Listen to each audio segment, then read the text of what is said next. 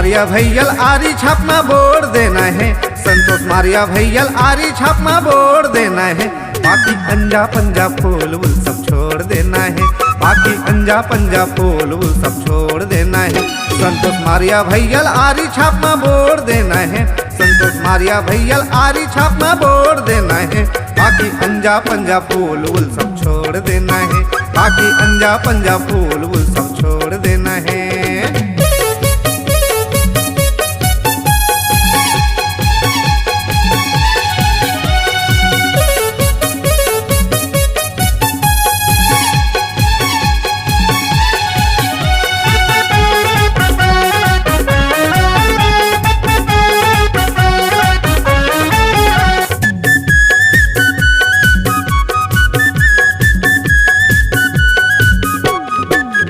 खैरागढ़ के विधायक संतोष मारिया भैया लायक।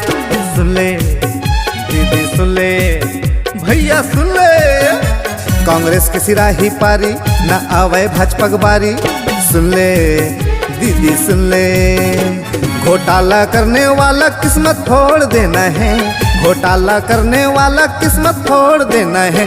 बसपा गुंडवाना गठबंधन ला ही वोट देना है। बस आरी छापा जम्मो झल्ला वोट देना है।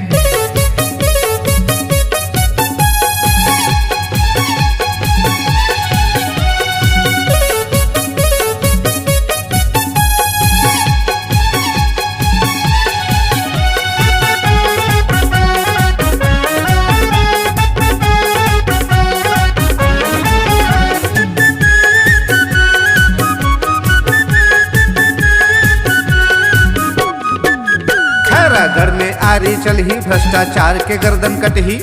सुन ले दीदी सुन ले काका सुन ले, बनी जनता के आवाज संग देवै सर्व समाज। संतोष भैया ला संतोष मारिया ला, न दारू कुकरा बोकरा न नोट लेना है।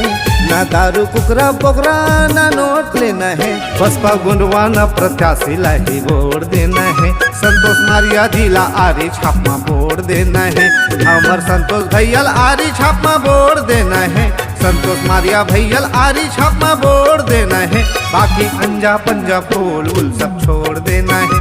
संतोष मारिया भैयल आरी छापमा वोट देना है। संतोष मारिया भैयल आरी छापमा वोट देना है। संतोष मारिया भैयल आरी छापमा वोट देना है। संतोष मारिया भैयल आरी छापमा वोट